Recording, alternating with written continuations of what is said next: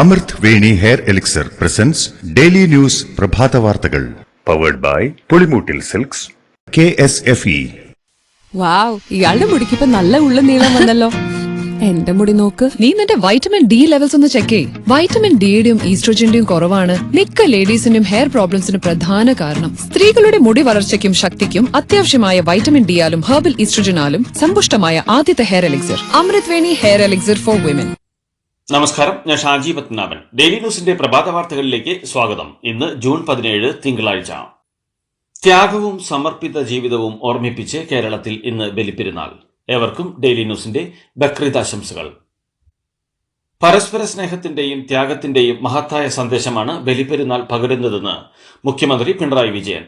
എല്ലാത്തരം വേർതിരിവുകൾക്കും അതീതമായി നമുക്കൊരുമിച്ച് ബലിപ്പെരുന്നാൾ ആഘോഷിക്കാമെന്നും ഐക്യത്തിന്റെയും മതനിരപേക്ഷതയുടെയും നാടായി കേരളത്തെ നിലനിർത്താൻ ഈ ദിനം നമുക്ക് പ്രചോദനമാകട്ടെയെന്നും ഏവർക്കും ഹൃദയപൂർവ്വം ബക്രീദാശംസകൾ നേരുകയാണെന്നും മുഖ്യമന്ത്രി പറഞ്ഞു. ഇലക്ട്രോണിക് വോട്ടിംഗ് യന്ത്രങ്ങൾ മനുഷ്യർക്കോ നിർമ്മിത ബുദ്ധി വഴിയോ ഹാക്ക് ചെയ്യാൻ കഴിയുമെന്നും വോട്ടിംഗ് യന്ത്രങ്ങൾ ഉപേക്ഷിക്കണമെന്നും സ്പേസ് എക്സ് മേധാവി ഇലോൺ മസ്ക്. കരീബിയൻ ദ്വീപായ പ്യൂർട്ടോ റിക്കോയിലെ പ്രൈമറി തെരഞ്ഞെടുപ്പിനിടെ വോട്ടിംഗ് യന്ത്രത്തിൽ ക്രമക്കേട് ഉണ്ടായെന്ന വിവാദം തുടരുമ്പോഴാണ് EVM യന്ത്രങ്ങളെക്കുറിച്ച് ഇലോൺ മസ്ക് പ്രതികരിച്ചത്. മുൻ അമേരിക്കൻ പ്രസിഡന്റ് ജോൺ എഫ് കെന്നഡിയുടെ അനന്തരവൻ റോബർട്ട് എഫ് കെന്നഡിയുടെ പ്രതികരണത്തിലായിരുന്നു മസ്കിന്റെ പ്രസ്താവനയെങ്കിലും വിഷയം ഇന്ത്യയിൽ ചർച്ചയാകുകയാണ്. ഇന്ത്യയിലെ വോട്ടിംഗ് യന്ത്രങ്ങൾ ആർക്കും പരിശോധിക്കാൻ കഴിയാത്ത ബ്ലാക്ക് ബോക്സുകളെന്ന് കോൺഗ്രസ് നേതാവ് രാഹുൽ ഗാന്ധി. തെരഞ്ഞെടുപ്പ് പ്രക്രിയയിലെ സുതാര്യതയെക്കുറിച്ച് ഗുരുതരമായ ആശങ്കകൾ ഉയരുന്നുവെന്നും ഭരണഘടനാ സ്ഥാപനങ്ങൾക്ക് ഉത്തരവാദിത്തം ഇല്ലാതാകുമ്പോൾ ജനാധിപത്യം വഞ്ചിക്കപ്പെടുമെന്നും രാഹുൽ ഗാന്ധി എക്സിൽ കുറിച്ചു. വോട്ടിംഗ് യന്ത്രങ്ങൾ ഹാക്ക് ചെയ്യാൻ കഴിയുമെന്നും അത് ഉപേക്ഷിക്കണമെന്നുമുള്ള ഇലോൺ മസ്കിന്റെ പ്രസ്താവനയെ തുടർന്നാണ് വിഷയം ചർച്ചയാകുന്നത്. ഇലോൺ മസ്കിന്റെ പ്രസ്താവന തെറ്റാണെന്ന് മുൻ കേന്ദ്രമന്ത്രി രാജീവ് ചന്ദ്രശേഖർ. സുരക്ഷിതമായ ഡിജിറ്റൽ ഹാർഡ്വെയർ ആർക്കും ഉണ്ടാക്കാൻ കഴിയില്ലെന്ന ധാരണ തെറ്റാണെന്ന് രാജീവ് ചന്ദ്രശേഖർ പ്രതികരിച്ചു. മസ്കിന്റെ വാദം ഇന്റർനെറ്റ് ബന്ധിപ്പിക്കുന്ന EVM ഉള്ള അമേരിക്കയിൽ ബാധകമായിരിക്കും. എന്നാൽ ഇന്ത്യയിലെ EVMകൾ ബ്ലൂടൂത്തോ ഇന്റർനെറ്റോ ആയി ബന്ധിപ്പിക്കാനാകാത്തതെന്നും മുൻ കേന്ദ്രമന്ത്രി വ്യക്തമാക്കി. വോട്ടിംഗ് യന്ത്രങ്ങൾ നിരോധിക്കണമെന്ന ഇലോൺ മസ്കിന്റെ പ്രസ്താവന ചർച്ചയായതോടെ ഇനിയുള്ള തെരഞ്ഞെടുപ്പുകൾ ബാലറ്റ് പേപ്പറിൽ നടത്തണമെന്ന ആവശ്യവുമായി സമാജ്വാദി പാർട്ടി നേതാവ് അഖിലേഷ് യാദവ് രംഗത്തെത്തി. ലോകത്തെ പ്രമുഖരായ സാങ്കേതിക വിദഗ്ധർ പോലും EVMൽ ക്രമക്കേട് സാധ്യമെന്ന് പറയുന്നുവെന്നും എന്തിനാണ് EVM അടിച്ചേൽപ്പിക്കുന്നതെന്ന് BJP വിശദീകരിക്കണമെന്നും അഖിലേഷ് യാദവ് പറഞ്ഞു. മെഡിക്കൽ പ്രവേശനത്തിനുള്ള നീറ്റ് പരീക്ഷയിൽ 2 ക്രമക്കേടുകൾ നടന്നെന്ന വിവരം ലഭിച്ചിട്ടുണ്ടെന്ന് കേന്ദ്രമന്ത്രി ധർമ്മേന്ദ്ര പ്രധാൻ അറിയിച്ചു. ഇത് സംബന്ധിച്ച് അന്വേഷണം തുടരുകയാണെന്നും കാരണക്കാർ എത്ര വലിയ ഉദ്യോഗസ്ഥരായാലും വെറുതെ വിടില്ലെന്നും കുറ്റക്കാർക്ക് കടുത്ത ശിക്ഷ ഉറപ്പാക്കുമെന്നും മന്ത്രി അറിയിച്ചു. കുവൈത്തിലെ തീപിടുത്തത്തിൽ മരിച്ച കോട്ടയം, പത്തനംതിട്ട സ്വദേശികളുടെ മൃതദേഹങ്ങൾ പൊതുദർശനത്തിന് ശേഷം ഇന്നലെ സംസ്കരിച്ചു. കോട്ടയം ഇത്തിത്താനം സ്വദേശി ശ്രീഹരി, കോട്ടയം പായിപ്പാട് സ്വദേശി ഷിബു വർഗീസ്, തിരുവല്ല മേപ്രാൾ സ്വദേശി തോമസ് C. ഉമ്മൻ എന്നിവരുടെ സംസ്കാര ചടങ്ങുകളാണ് ഇന്നലെ പൂർത്തിയാക്കിയത്. മുംബൈയിൽ സ്ഥിരതാമസമാക്കിയ കരുനാഗപ്പള്ളി സ്വദേശി ഡെന്നി ബേബി കരുണാകരന്റെ സംസ്കാരവും ഇന്നലെ നടന്നു. കുവൈത്ത് ദുരന്തത്തിൽ മരിച്ചവരുടെ കുടുംബങ്ങൾക്കും പരിക്കേറ്റവർക്കും മതിയായ നഷ്ടപരിഹാരം ഉറപ്പാക്കണമെന്ന് മുഖ്യമന്ത്രി പിണറായി വിജയൻ. ലോക കേരള സഭയുടെ 4ാമത് സമ്മേളനം ഉദ്ഘാടനം ചെയ്യുകയായിരുന്നു അദ്ദേഹം. കുവൈത്ത് സർക്കാർ ഇതിനാവശ്യമായ നടപടി സ്വീകരിക്കുമെന്നാണ് പ്രതീക്ഷ. കേന്ദ്ര സർക്കാർ കുവൈത്തുമായി ബന്ധപ്പെട്ട് നടപടി ത്വരിതപ്പെടുത്തണം. ഇക്കാര്യത്തിൽ കേന്ദ്രത്തിന്റെ സമയോചിത ഇടപെടൽ ഉണ്ടാവണം. ബന്ധപ്പെട്ട മറ്റ് സാങ്കേതിക കാര്യങ്ങൾ പരിശോധിച്ച് നഷ്ടപരിഹാരം നൽകാൻ ബാധ്യതപ്പെട്ട സ്ഥാപനങ്ങളിൽ നിന്ന് അത് ഈടാക്കുന്ന കാര്യവും കുവൈത്ത് സർക്കാർ പരിശോധിക്കേണ്ടതാണ് എന്നും അദ്ദേഹം പറഞ്ഞു. പ്രവാസി പുനരധിവാസ നടപടികളുടെ ഭാഗമായി പ്രവാസി ഗ്രാമസഭകൾ വിളിച്ചു ചേർത്ത് സ്വയം സഹായ സംഘങ്ങൾ, സഹകരണ സംഘങ്ങൾ മുതലായവ രൂപീകരിക്കുന്നത് സർക്കാരിന്റെ പരിഗണനയിലുണ്ടെന്ന് മുഖ്യമന്ത്രി പിണറായി വിജയൻ. കുടുംബശ്രീ മാതൃകയിൽ പ്രവാസി മിഷൻ രൂപീകരിക്കുന്ന കാര്യവും പരിശോധിച്ച് തീരുമാനിക്കുമെന്ന് 4ാമത് ലോക കേരള സഭയിൽ മുഖ്യമന്ത്രി വ്യക്തമാക്കി. സംസ്ഥാന തദ്ദേശ സ്ഥാപനങ്ങളിലെ വാർഡ് വിഭജനത്തിനായി സർക്കാർ ഡീലിമിറ്റേഷൻ കമ്മീഷൻ രൂപീകരിച്ചു. സംസ്ഥാന തെരഞ്ഞെടുപ്പ് കമ്മീഷണർ A. ഷാജഹാനാണ് കമ്മീഷൻ ചെയർമാൻ. ഓരോ തദ്ദേശ സ്ഥാപനങ്ങളിലും 1 വാർഡ് വീതം കൂട്ടാനാണ് തീരുമാനം. തദ്ദേശ സ്ഥാപനങ്ങളുടെ വാർഡുകളുടെ എണ്ണം കൂട്ടാൻ നിയമസഭ ബില്ല് പാസാക്കിയിരുന്നു. ലോക്സഭാ തെരഞ്ഞെടുപ്പിലെ വൻ തോൽവിയിൽ കേരളത്തിലെ CPM മണ്ഡല അടിസ്ഥാനത്തിൽ സമഗ്ര പരിശോധനയ്ക്ക് ഒരുങ്ങുന്നുവെന്ന് റിപ്പോർട്ടുകൾ. പാർട്ടി വോട്ടുകളിലെ ചോർച്ച തോൽവിക്ക് ആക്കം കൂട്ടിയെന്നതിനാൽ പാർട്ടി വോട്ട് ചോർന്ന മേഖലകളിൽ പ്രത്യേക പരിശോധന നടത്തുമെന്നും വൻതോതിൽ വോട്ട് ചോർന്ന ഇടങ്ങളിൽ അന്വേഷണ കമ്മീഷൻ വന്നേക്കുമെന്നും റിപ്പോർട്ടുകൾ. CPI തിരുവനന്തപുരം ജില്ലാ കൌൺസിലിൽ മുഖ്യമന്ത്രി പിണറായി വിജയനെതിരെ വിമർശനം. മുഖ്യമന്ത്രിയുടെ ധാർഷ്ട്യമാണ് ലോക്സഭാ തെരഞ്ഞെടുപ്പിലെ പരാജയത്തിന് കാരണമെന്ന് പാർട്ടിയിൽ വിമർശനം ഉയരുകയായിരുന്നു. മുഖ്യമന്ത്രി മാറാതെ ഭരണം നന്നാകില്ലെന്നും മുഖ്യമന്ത്രിയുടെ മകളുടെ പേരിലുള്ള അഴിമതി ആരോപണവും തെരഞ്ഞെടുപ്പിൽ തിരിച്ചടിയായെന്നും CPI വിമർശിക്കുന്നു. പണ്ട് മുത്തശ്ശിയുടെ കല്യാണക്കഥ കേട്ട മുതലേ ഉള്ള ആഗ്രഹമാണ് അന്നത്തെ മുത്തശ്ശിയെ പോലെ എന്റെ കല്യാണത്തിന് എടുത്തൊരുങ്ങണമെന്ന്.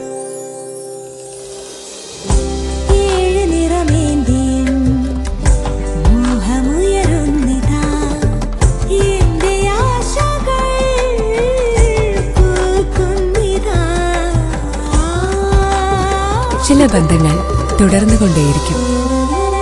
Celebrating 100 years of Pulimoottil silks. പ്രധാനപ്പെട്ട ഒരു CPM നേതാവിന്റെ സോഷ്യൽ മീഡിയ സംവിധാനമാണ് പോരാളി ഷാജി എന്ന് പ്രതിപക്ഷ നേതാവ് VD സതീശൻ. ചെങ്കതിരും പൊൻകതിരുമൊക്കെ മറ്റ് 2 പേരുടേതാണെന്നും ഇപ്പോൾ ഇവരൊക്കെ തമ്മിൽ പോരടിക്കാൻ തുടങ്ങിയെന്നും അത് അവരുടെ ആഭ്യന്തര കാര്യമാണെന്നും അദ്ദേഹം പറഞ്ഞു. ബംഗാളിലും ത്രിപുരയിലും സംഭവിച്ചത് കേരളത്തിലെ CPMന് സംഭവിക്കാൻ തുടങ്ങിയിരിക്കുന്നുവെന്നും അദ്ദേഹം കൂട്ടിച്ചേർത്തു. KSRTCയിലെ സിവിൽ വർക്കുകൾ PWD വഴി ചെയ്യിക്കുന്നതുമായി ബന്ധപ്പെട്ട് പൊതുമരാമത്ത് വകുപ്പ് മന്ത്രിയുടെ അധ്യക്ഷതയിൽ ഗതാഗത വകുപ്പ് മന്ത്രിയുമായി ചർച്ച നടത്തി. KSRTC ബസ് സ്റ്റേഷനുകൾ ഇനി മുതൽ PWD വഴി സ്മാർട്ട് ബസ് ടെർമിനൽ ആയി നിർമ്മിക്കുവാനും KSRTCയിൽ മുടങ്ങിക്കിടക്കുന്ന പ്രധാനപ്പെട്ട കെട്ടിടങ്ങളുടെ മരാമത്ത് പണികളും MLA ഫണ്ടും പ്ലാൻ ഫണ്ടും ഉപയോഗിച്ച് PWD മുഖേന ചെയ്യാനും തീരുമാനിച്ചു. കൂടാതെ KSRTC ടൂറിസം വകുപ്പുമായി സഹകരിച്ച് ടൂറിസം രംഗത്തും അടിസ്ഥാന സൗകര്യ വികസന മേഖലയിലും പുതിയ പദ്ധതികൾക്കായി ചർച്ച നടത്തി നടപ്പിലാക്കാനും തീരുമാനമായി. കേരളത്തിന്റെ തനതു കലകളും സംസ്കാരവും വിദേശ രാജ്യങ്ങളിൽ പ്രദർശിപ്പിക്കുന്നതിന്റെയും ബ്രാൻഡ് ചെയ്യുന്നതിന്റെയും ഭാഗമായി 5 ദിവസം വരെ നീണ്ടു നിൽക്കുന്ന അവതരണോത്സവങ്ങളും ശില്പശാലകളും സെമിനാറുകളും സംഘടിപ്പിക്കുന്നതിന് കലാമണ്ഡലം പദ്ധതി തയ്യാറാക്കിയിട്ടുണ്ടെന്നും ആദ്യ ഷോ അമേരിക്കയിൽ സംഘടിപ്പിക്കുമെന്നും മുഖ്യമന്ത്രി പിണറായി വിജയൻ. കുവൈത്തിലെ ദുരന്തത്തിൽ മരിച്ച ചാവക്കാട് സ്വദേശി ബിനോയ് തോമസിനെ ലൈഫ് പദ്ധതിയിലൂടെ വീട് നൽകുമെന്ന് മന്ത്രി കെ രാജൻ. ചാവക്കാട് നഗരസഭ 20-ന് യോഗം ചേർന്ന് അജണ്ട അംഗീകരിക്കുമെന്നും പിന്നാലെ സംസ്ഥാന സർക്കാർ അംഗീകാരം നൽകുമെന്നും മന്ത്രി പറഞ്ഞു. ബിനോയ് തോമസിന്റെ മകനെ ജോലി ഉറപ്പാക്കുമെന്ന് മന്ത്രി ആർ ബിന്ദുവും വ്യക്തമാക്കി. ഇടതു വലതു മുന്നണികൾ അതിരുവിട്ട മുസ്ലിം പ്രീണനം നടത്തുകയാണെന്ന വിമർശനവുമായി SNDP മുഖമാസികയായ യോഗനാഥത്തിന്റെ എഡിറ്റോറിയലിൽ വെള്ളാപ്പള്ളി നടേശൻ. മതവിവേചനവും മതവിദ്വേഷവും തിരിച്ചറിഞ്ഞ ക്രിസ്ത്യാനികളാണ് തൃശൂരിൽ സുരേഷ് ഗോപിയെ വിജയിപ്പിച്ചതെന്നും ലേഖനത്തിൽ വെള്ളാപ്പള്ളി ചൂണ്ടിക്കാട്ടുന്നു. കേരളത്തിലെ സാമൂഹിക യാഥാർത്ഥ്യങ്ങളെക്കുറിച്ച് തുറന്നു പറയുന്നതിന്റെ പേരിൽ രക്തസാക്ഷിയാകാനും തയ്യാറെന്ന് അദ്ദേഹം വ്യക്തമാക്കി. വടകര തിരഞ്ഞെടുപ്പിനോടനുബന്ധിച്ച് വിവാദമായ കാഫിർ പോസ്റ്റ് പിൻവലിച്ച് മുൻ MLAയും CPM സംസ്ഥാന സമിതി നേതാവുമായ KK ലതിക. വിവാദത്തിന് പിന്നാലെ ഫേസ്ബുക്ക് പ്രൊഫൈലടക്കം ലതിക ലോക്ക് ചെയ്തു. തെരഞ്ഞെടുപ്പ് കാലത്ത് ഏറെ കോളിളക്കം സൃഷ്ടിച്ച ഫേസ്ബുക്ക് കുറിപ്പായിരുന്നു ഇത്. 1.5 മാസത്തിലേറെയായി ഈ കുറിപ്പ് KK ലതികയുടെ പ്രൊഫൈലിൽ ഉണ്ടായിരുന്നു. വിവാദമായ കാഫിർ സ്ക്രീൻഷോട്ട് പ്രചരിപ്പിച്ച മുൻ MLAയും CPM സംസ്ഥാന സമിതി അംഗവുമായ KK ലതികയെ അറസ്റ്റ് ചെയ്യണമെന്ന് കോൺഗ്രസ്. ലതിക പൊതുസമൂഹത്തോട് മാപ്പ് പറയണമെന്നും പോസ്റ്റ് പിൻവലിച്ചതോടെ അവരുടെ പങ്ക് കൂടുതൽ വ്യക്തമായെന്നും Kozhikode DCC president K Praveenkumar പറഞ്ഞു. ഇന്ദിരാഗാന്ധിയെയും K കരുണാകരനെയും കുറിച്ചുള്ള തന്റെ പരാമർശങ്ങൾ മാധ്യമങ്ങൾ തെറ്റായി ചിത്രീകരിച്ചെന്ന് കേന്ദ്രമന്ത്രി സുരേഷ് ഗോപി. തന്റെ പ്രയോഗത്തിൽ തെറ്റ് പറ്റിയിട്ടില്ല. കരുണാകരൻ കോൺഗ്രസിന്റെ പിതാവും കോൺഗ്രസിന്റെ മാതാവ് ഇന്ദിരാഗാന്ധി എന്നുമാണ് താൻ പറഞ്ഞത്. എന്നാൽ അത് തെറ്റായി പ്രചരിപ്പിച്ചു. ഇത്തരത്തിലെങ്കിൽ മാധ്യമങ്ങളിൽ നിന്ന് അകലുമെന്നും കലാകാരനായി പോലും മാധ്യമങ്ങൾക്ക് മുന്നിൽ വരില്ലെന്നും അദ്ദേഹം പറഞ്ഞു. പാഠപുസ്തകത്തിൽ നിന്ന് ബാബറി മസ്ജിദ് എന്ന പേര് ഒഴിവാക്കി NCERT. ബാബറി മസ്ജിദ് എന്നതിന് പകരം 3 മിനാരങ്ങളോട് കൂടിയ നിർമ്മിതി എന്നാണ് പ്രയോഗിച്ചിരിക്കുന്നത്. 12ാം ക്ലാസ്സിലെ പാഠപുസ്തകത്തിൽ നിന്നാണ് ബാബറി മസ്ജിദ് ഒഴിവാക്കിയത്. അയോധ്യയെക്കുറിച്ചുള്ള ഭാഗം 4 പേജിൽ നിന്ന് 2 പേജായി ചുരുക്കി. ബാബറി മസ്ജിദ് തകർത്ത സംഭവം പരാമർശിക്കുന്ന ഭാഗങ്ങൾ കുറച്ചു.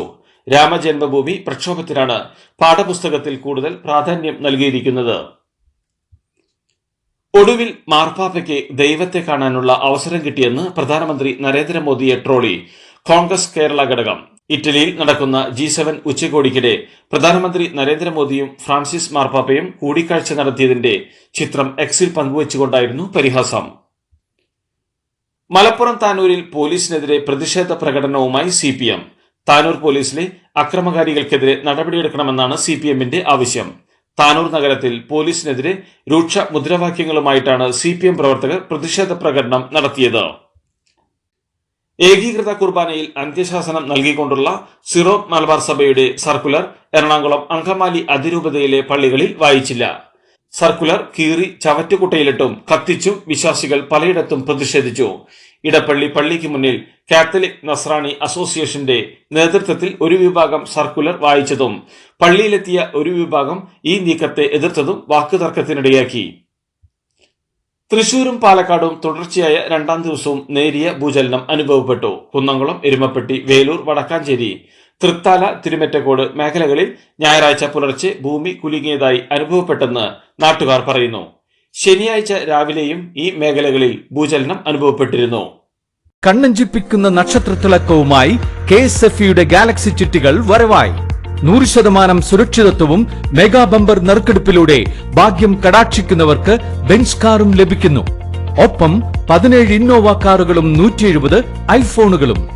ഗാലക്സി ചിട്ടി, ഇനി ആഘോഷ ചിട്ടി. ലോക്സഭയിൽ ഈ മാസം 26 നടക്കുന്ന സ്പീക്കർ തെരഞ്ഞെടുപ്പിൽ NDA ഘടകകക്ഷിയായ TDP സ്ഥാനാർത്ഥിയെ നിർത്തിയാൽ ഇന്ത്യ സഖ്യം പിന്തുണയ്ക്കുമെന്ന് ശിവസേന ഉദ്ധവ് താക്കറെ വിഭാഗം നേതാവ് സഞ്ജയ് റാവുത്ത്. സ്പീക്കർ പദവിയിൽ നിന്ന് BJPയെ അകറ്റി നിർത്തുകയും NDAയിൽ അസ്വാരസ്യം സൃഷ്ടിക്കുകയുമാണ് പ്രതിപക്ഷത്തിന്റെ ലക്ഷ്യം. കർണാടകയിൽ പെട്രോൾ ഡീസൽ വില വർദ്ധിപ്പിച്ചതിനെ ന്യായീകരിച്ച് മുഖ്യമന്ത്രി സിദ്ധരാമയ്യ. പുതുക്കിയ ഇന്ധനനിരക്ക് സംസ്ഥാനത്തെ പൊതുഗതാഗത സംവിധാനങ്ങൾക്ക് ധനസഹായം നൽകാൻ സർക്കാരിന് സഹായകരമാകുമെന്നും 3 രൂപ വില വർദ്ധിപ്പിച്ചെങ്കിലും നിരക്ക് രാജ്യത്തെ മറ്റു പല സംസ്ഥാനങ്ങളെയും അപേക്ഷിച്ച് കുറവാണെന്നും അദ്ദേഹം എക്സിൽ കുറിച്ചു. ഭീകരവിരുദ്ധ നടപടികൾ ജമ്മുകാശ്മീരിൽ ഊർജിതമാക്കാൻ നിർദ്ദേശിച്ച് അമിത്ഷാ. ജമ്മുകാശ്മീരിലെ സാഹചര്യം വിലയിരുത്താൻ ചേർന്ന ഉന്നതതല യോഗത്തിലാണ് തീരുമാനം. തീവ്രവാദ വിരുദ്ധ പ്രവർത്തനങ്ങൾ ഊർജിതമാക്കാൻ സുരക്ഷാ ഏജൻസികൾ സംയുക്തമായി നീങ്ങണമെന്ന് യോഗത്തിൽ അമിത്ഷാ നിർദ്ദേശിച്ചു. പുതിയ ക്രിമിനൽ നിയമങ്ങൾ 2024 ജൂലൈ 1 മുതൽ പ്രാബല്യത്തിൽ വരുമെന്ന് കേന്ദ്ര നിയമമന്ത്രി അർജുൻ റാം മേഘ്വാൾ. ഭാരതീയ ന്യായ സംഹിത, ഭാരതീയ നാഗരിക് സുരക്ഷാ സംഹിത, ഭാരതീയ സാക്ഷ്യ എന്നീ നിയമങ്ങളാണ് ജൂലൈ 1 മുതൽ പ്രാബല്യത്തിലാവുന്നത്. 1860 ഇന്ത്യൻ ശിക്ഷാ നിയമം, 1898 ക്രിമിനൽ നടപടിച്ചട്ടം, 1872 ഇന്ത്യൻ തെളിവ് നിയമം എന്നിവയ്ക്ക് പകരമാണ് ഇവ നിലവിൽ വരുന്നത്. IPC, CRPC, ഇന്ത്യൻ ശിക്ഷാ നിയമം എന്നിവ മാറുകയാണ്. കൂടിയാലോചനകൾക്ക് ശേഷം നിയമ കമ്മീഷൻ റിപ്പോർട്ട് പരിഗണിച്ചുകൊണ്ടാണ് പുതിയ നിയമം കൊണ്ടുവന്നിരിക്കുന്നതെന്ന് മന്ത്രി പറഞ്ഞു. കുടിവെള്ളക്ഷാമത്തിൽ ദില്ലി ഛത്രപൂരിലെ ജലബോർഡിന്റെ ഓഫീസിലേക്ക് BJP നടത്തിയ മാർച്ച് അക്രമാസക്തമായി. ജലബോർഡിന്റെ ജനൽ ചില്ലുകൾ BJP പ്രവർത്തകർ അടിച്ചു തകർത്തു. മുൻ MP രമേശ് ബിദുരിയുടെ നേതൃത്വത്തിൽ നടത്തിയ പ്രതിഷേധ മാർച്ചിന് ഇടയിലാണ് ജനൽ ചില്ലുകൾ തകർത്തത്.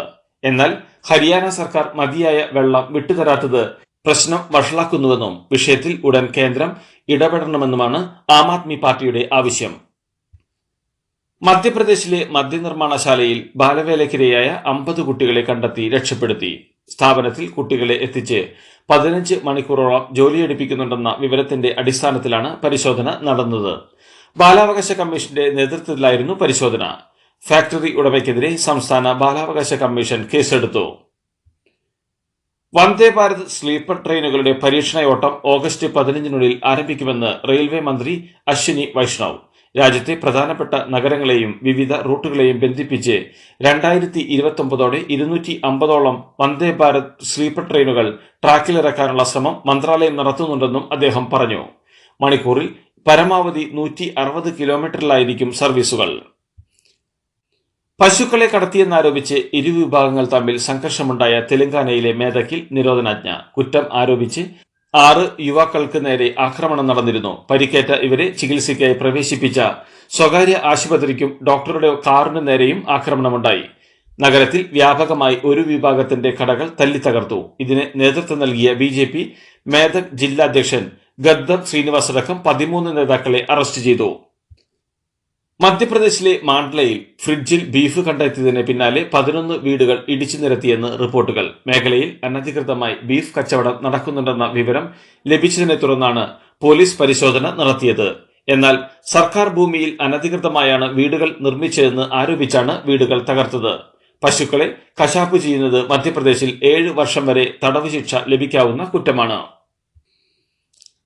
ജപ്പാനിൽ ഭീതി പടർത്തി മാംസം തിന്നുന്ന ബാക്ടീരിയ ശരീരത്തിൽ കടന്നാൽ 48 മണിക്കൂറിനുള്ളിൽ രോഗിയുടെ ജീവനെടുക്കാൻ ശേഷിയുള്ള ബാക്ടീരിയ കാരണം സ്ട്രെപ്റ്റോകോക്കൽ ടോക്സിക് ഷോക്ക് സിൻഡ്രോം എന്ന രോഗമാണ് ഉണ്ടാവുക. കോവിഡ് നിയന്ത്രണങ്ങൾ നീക്കിയതിന് പിന്നാലെയാണ് രോഗം ജപ്പാനിൽ വ്യാപകമായതെന്നാണ് റിപ്പോർട്ട്. 2020 ക്രിക്കറ്റ് ലോകകപ്പിൽ സ്കോട്ട്ലൻഡിനെതിരെ ഓസ്ട്രേലിയയ്ക്ക് 5 വിക്കറ്റ് വിജയം. ആദ്യം ബാറ്റ് ചെയ്ത സ്കോട്ട്ലൻഡ് 5 വിക്കറ്റ് നഷ്ടത്തിൽ 180 റൺസ് എടുത്തു. മറുപടി ബാറ്റിംഗിനിറങ്ങിയ ഓസ്ട്രേലിയ 2 പന്തുകൾ ശേഷിക്കെ 5 വിക്കറ്റ് നഷ്ടത്തിൽ ലക്ഷ്യത്തിലെത്തി.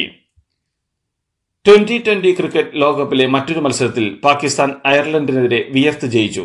ആദ്യം ബാറ്റ് ചെയ്ത അയർലൻഡിനെ 106-9 എന്ന ചെറിയ സ്കോറിലൊതുക്കാൻ പാകിസ്ഥാനെ സാധിച്ചു. എന്നാൽ മറുപടി ബാറ്റിംഗിനിറങ്ങിയ പാകിസ്ഥാൻ ഒരു വേള 62-6 എന്ന നിലയിൽ പരുങ്ങുന്നതാണ് കണ്ടത്. നിർണായക വേളയിൽ 32 റൺസോടെ പുറത്താകാതെ നിന്ന ബാബർ അസമിന്റെ ഇന്നിംഗ്സാണ് പാക് ടീമിനെ വിജയത്തിലേക്ക് നയിച്ചത്. യൂറോ കപ്പ് ഫുട്ബോളിൽ പോളണ്ടിനെ 1-2 ഗോളുകൾക്ക് തോൽപ്പിച്ച് നെതർലാൻഡ്സ്. മറ്റൊരു മത്സരത്തിൽ സ്ലോവേനിയ ഡെൻമാർക്കിനെ സമനിലയിൽ പിടിച്ചു. രണ്ടുപേരും ഓരോ ഗോളടിച്ച് സമനിലയിൽ പിരിയുകയായിരുന്നു. ഇന്ന് നടന്ന ആദ്യ മത്സരത്തിൽ സെർബിയയെ മടക്കമില്ലാത്ത 1 ഗോളിനെ തോൽപ്പിച്ച ഇംഗ്ലണ്ടിനെ യൂറോ കപ്പിൽ വിജയത്തുടക്കം. ഇതോടുകൂടി ഡെയിലി ന്യൂസിൽ ഇന്നത്തെ പ്രഭാത വാർത്തകൾ സമാപിക്കുന്നു. ഡെയിലി ന്യൂസിന് വേണ്ടി വാർത്തകൾ വായിച്ചത് Shaji Padmanabhan. Daily news live .in വാർത്തകൾ വിരൽ തുമ്പിൽ.